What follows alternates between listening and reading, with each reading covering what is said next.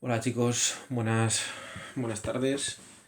Nada, ¿qué tal habéis pasado la Semana Santa? Espero que bien, en la medida de lo posible, lo que nos ha permitido el confinamiento. Y sobre todo espero que estéis todos bien de salud, que es lo más importante en estos días. Y nada, esto no para por nuestra parte. Tenemos que poco a poco ir amoldándonos a este tipo de clases eh, online, este tipo de vídeos que os grabo para tratar de acercarnos lo máximo posible a lo que sería un entorno en el que nos movemos habitualmente de clase presencial, ¿vale? Entonces, hoy va a ser un vídeo muy corto, ¿vale? El que os presento, un vídeo muy corto en el que voy a abordar eh, los movimientos migratorios de la población. Ya hablábamos el otro día que para el estudio de la población, el estudio del tema 6, había que atender fundamentalmente a dos movimientos, a los movimientos naturales de la población, por un lado, que es lo que vimos el último día, y a los movimientos migratorios de la población por el otro, que es lo que vamos a ver hoy. Por lo tanto, como os digo, hoy veremos eso, veremos los movimientos migratorios de la población, y mañana acabaremos con el tema 6 mediante un vídeo que os colgaré centrado en las pirámides de población, en cómo interpretar, cómo analizar una pirámide de población, ¿vale? Es un ejercicio muy importante, ha salido en los exámenes del cuatrimestre pasado, ¿vale? Y por lo tanto es un ejercicio que quiero que tengamos muy presente porque aparte nos puede ser muy útil en nuestro día a día. Analizar una pirámide de población nos aporta información muy relevante sobre un país, sobre las medidas que tendría que tomar un país, sobre los peligros que puede tener a corto, a medio o a largo plazo, sobre las fortalezas también, ¿vale? Entonces procuraré un poco que analicemos eso. Así que esta semana, con el vídeo de hoy y con el de mañana, dejaremos cerrado el tema 6, que es el tema junto al 10 quizá el que más carga de contenidos tiene, ¿vale? Hemos aligerado bastante aún así, pero bueno, es como os digo, el que más carga tiene. Y una vez que hayamos dado por cerrado el tema 6 mañana, los temas 7 y 9 son temas que vamos a ver de una manera muy ligera, muy fácil, enfatizando en algunas cuestiones que ya os señalaré yo. Son temas más livianos, menos relevantes para la asignatura, ¿vale? Y ya sí que en el 10 cargaremos también un poco más las tintas, ¿de acuerdo? Porque es un tema también bastante relevante. Bien, como os digo, empezamos con los movimientos migratorios de la población. Hablábamos, os vuelvo a recordar, el último día, de que para estudiar adecuadamente la población de un determinado lugar, tenemos que hacer mención, hacer análisis, hacer estudio en primer lugar de los movimientos naturales de la población. Ya sabemos, de la natalidad y la mortalidad de un lugar. Pero decíamos también que no nos vale solo con eso. Tenemos que analizar también los movimientos migratorios de la población, es decir, los movimientos de emigración y los movimientos de inmigración. ¿Vale? Bien, es importante tener esto en cuenta. Es tremendamente relevante, como os digo, tener esto en cuenta, porque, por ejemplo, nosotros nos vamos al ejemplo que os puse de España en el año 2018, ¿vale? Entonces nosotros, si analizamos únicamente los movimientos naturales de la población, es decir, si nos fijamos únicamente en nacimientos y en defunciones, nosotros vemos que España perdería población, ¿vale? Porque en el año 2018 murió más gente de la que nació. Por lo tanto, si nosotros nos quedásemos solo con esos valores, solo con esos parámetros, diríamos que España pierde población, cuando no es así, o perdió población en el año 2018, cuando no es así, cuando realmente España ganó población. ¿Por qué? Porque debemos analizar, como os digo, no solo los movimientos naturales, sino también los movimientos migratorios, ¿vale? Es decir, hay que analizar la gente que salió de España en este caso y la gente que entró en España. Fruto de esa relación obtendremos el saldo migratorio, que puede ser positivo si entró al país más gente de la que salió, o negativo si salió más gente de la que entró al país, ¿vale? Bien, Como os digo, en España, pues lo que ocurrió fue precisamente eso, que el crecimiento natural fue negativo, pero el crecimiento real fue positivo porque se añadieron las cifras del saldo migratorio y efectivamente en España en el año 2018 el saldo migratorio era positivo, es decir, a España venía más gente de la que se iba, ¿de acuerdo? Vale, por lo tanto ya podemos esbozar cuáles son los dos movimientos, podemos intuir, adivinar cuáles son los dos movimientos principales o dos fenómenos principales que debemos analizar dentro de los movimientos migratorios, que son la emigración y la inmigración. Emigrante se es cuando se abandona tu sitio habitual de residencia, tu lugar habitual de residencia. En cambio, se es inmigrante cuando se llega a un sitio diferente del que tenías tú, ¿no? De tu sitio habitual de residencia. Por ejemplo, una persona, estamos muy acostumbrados a verlo, una persona que sale de Sudamérica, de un país sudamericano, y llega a España, en su país de origen, sería un emigrante, y en España sería un inmigrante.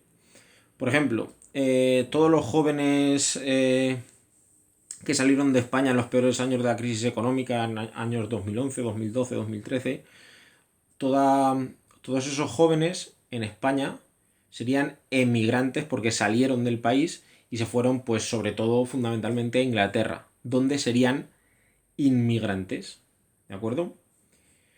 Bien, pues esa es la diferencia entre emigración o inmigración. Es muy importante tenerlo en cuenta. Vale, como os he dicho antes, de la relación que puede existir entre los movimientos de emigración y los movimientos de inmigración, de la relación de ambos parámetros, sale el saldo migratorio. Es decir, si yo cojo y digo, han entrado al país tantos, han salido al país tantos, ¿cuál es el saldo migratorio? Es decir, ¿cuál es la diferencia entre los que han salido y los que han venido?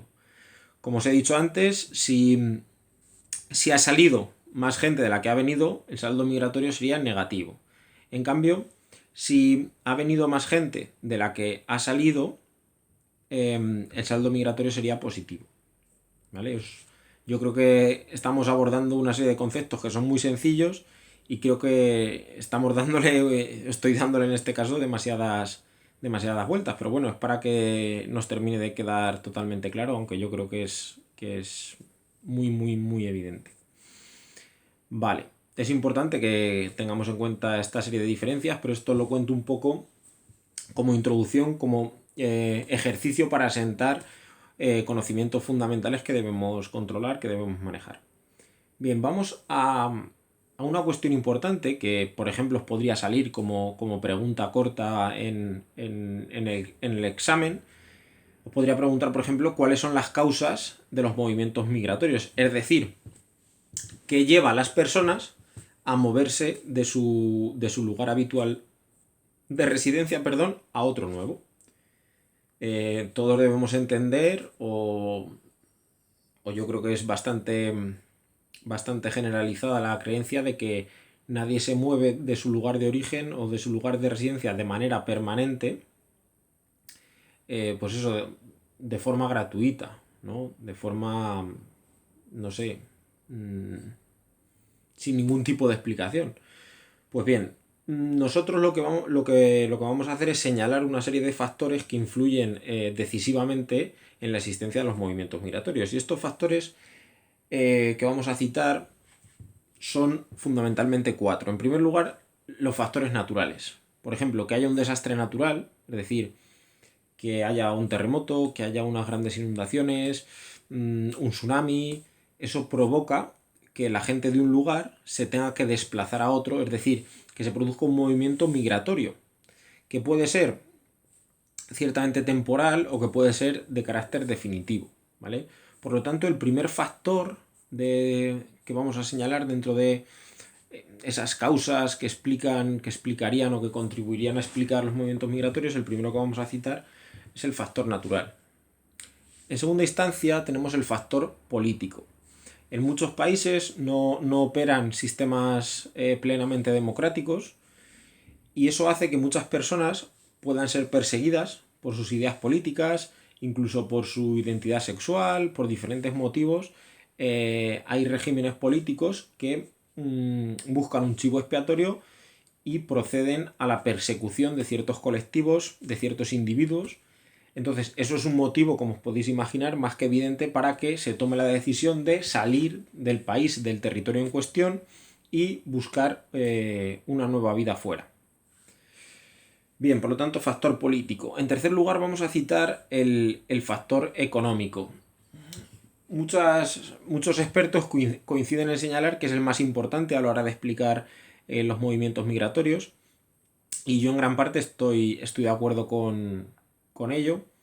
Si nosotros analizamos los movimientos migratorios que se producen a lo largo y ancho del planeta, la mayor parte de ellos tienen una explicación económica, ¿de acuerdo? Una explicación económica. La gente no encuentra en su país de origen, en su territorio de origen, no encuentra los medios adecuados, los instrumentos adecuados para ganarse la vida y debe salir para buscarse el sustento, buscarse la vida en un lugar diferente al que tiene como residencia, o al que tenía en este caso como residencia habitual. ¿Vale? Como os digo, es el más importante, es el más relevante, y la mayor parte de los expertos lo citan como el factor clave. Evidentemente hay otros movimientos migratorios que tienen pues otra razón de ser. Estamos citando otros factores, pero quedaros con este como el principal.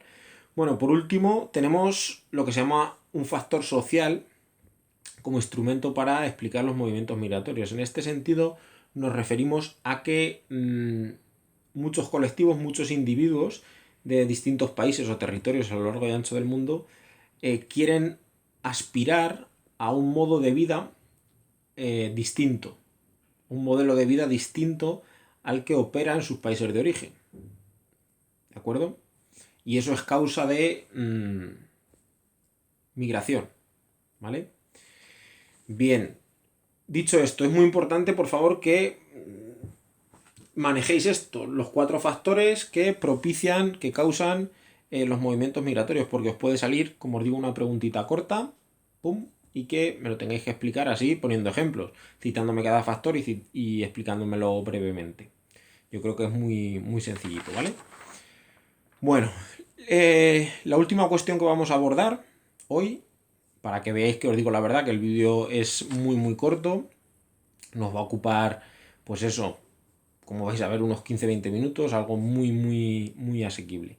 Bien, como digo, la última cuestión que vamos a estudiar son los tipos de migraciones, porque las migraciones pueden ser interiores o pueden ser exteriores. ¿Cuándo nos referimos a una migración interior? Cuando este movimiento migratorio se produce dentro de las fronteras de un mismo país. Y hablamos de una migración exterior cuando ese movimiento se produce cruzando o desbordando las fronteras del propio país, ¿vale? Cuando esta relación de migración se produce entre dos países distintos, básicamente. Nosotros normalmente, esto nos choca un poco porque nosotros normalmente ese concepto de migrante interior no lo terminamos en muchos casos de tener interiorizado, y cuando hablamos de movimientos migratorios lo relacionamos como con una persona que ha dejado su país de origen y se ha establecido en otro país distinto. De hecho, si rebobináis un poco el vídeo, yo, para tratar de explicaros en qué consiste la migración, he dado por hecho esto, ¿no? Que la migración pues, es un movimiento que contempla la salida de un individuo, de un colectivo, de un país a otro. Pero ya os digo que tenemos que tratar de no relacionar los movimientos migratorios absolutamente con las migraciones exteriores, sino tenemos que tener en cuenta también que un fenómeno importante dentro de los movimientos migratorios son las migraciones interiores, las que se dan en la frontera, dentro de las fronteras de un mismo país, ¿vale? En este sentido, es muy importante que controléis el movimiento migratorio de carácter interior más importante que ha tenido lugar en la historia de España, que fue el éxodo rural, ¿vale? El éxodo rural consistió en que en los años 50, en los años 60 del siglo XX, es decir, hace unos 60, 70 años, 50, ¿vale? Mientras que en la costa la industria y el turismo despegaban y reclamaban mano de obra, en las zonas interiores de España, en la España rural, el campo se mecanizaba y mucha gente joven de mediana edad se quedó sin trabajo por esa mecanización del campo, ¿de acuerdo? Entonces, esa gente que se quedaba sin trabajo en el interior, que se veía sin oportunidades, salió en verdaderas oleadas, hacia esos sitios de el Mediterráneo, fundamentalmente el arco mediterráneo, País Vasco y Madrid. País Vasco y Madrid, lugares industriales que reclamaban, como os digo, mano de obra, y el litoral mediterráneo también, importante centro industrial, pero también, como os digo, importante centro turístico. Entonces, como os digo, en oleadas se fueron hacia Madrid, País Vasco y arco mediterráneo, esa gente del interior, como os digo, joven, de mediana edad, a buscarse la vida. Eso es lo que se llamó el éxodo rural, ¿vale? Como la gente del interior sale hacia Madrid, País Vasco y el arco mediterráneo fundamentalmente, atendiendo al efecto llamada de una industria y de un turismo que iban en alza, mientras el campo español, como os digo, se mecanizaba y no era capaz de ofrecer el mundo rural oportunidades a los que allí habitaban. Es muy importante que manejéis este concepto de éxodo rural, que lo expreséis con vuestras palabras, que me demostréis que lo entendéis, que sabéis de lo que habláis, porque puede ser también una pregunta corta en el examen, ¿vale? Bien, y simplemente respecto a las migraciones exteriores, simplemente os voy a apuntar un dato, simplemente para que lo conozcáis, no os tenéis que explayar mucho más en ello, simplemente respecto a las migraciones exteriores, que son, como os he dicho antes, las que se producen cuando un individuo o un colectivo abandona el país de origen y se establece en otro distinto. Simplemente saber que a principios del siglo XX normalmente eran los europeos los que se iban de Europa a colonizar, a explotar los recursos económicos, digámoslo así, a beneficiarse del crecimiento económico de lo que se llamó los países nuevos, es decir, Argentina, Estados Unidos, Venezuela, Australia, etcétera, países amplísimos, de territorios amplísimos, de gran riqueza, y los europeos buscaban una salida cuando Europa estaba sobrepoblada y estaba sometida a crisis económicas recurrentes, ¿vale? Sin embargo, esa tendencia cambió y conforme avanzamos en el siglo XX, a finales del siglo XX y las primeras décadas del siglo XXI, lo que observamos es que son las personas, son los individuos de los países subdesarrollados o en vías de desarrollo los que migran hacia Europa, hacia América del Norte.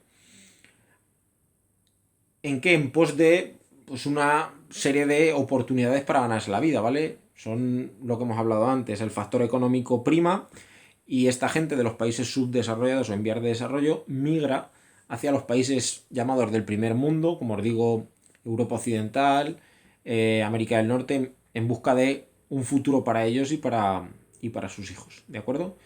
Pues nada, chicos, aquí terminamos. Ya veis, ha sido la cosa muy liviana, muy suave, 20 minutillos. Echadle un vistazo al vídeo, por favor, y comentadme si tenéis alguna duda, alguna cuestión, ¿vale? Ya os he hablado un poco de cómo os puedo preguntar las cuestiones de hoy, cómo nos pueden salir en el examen.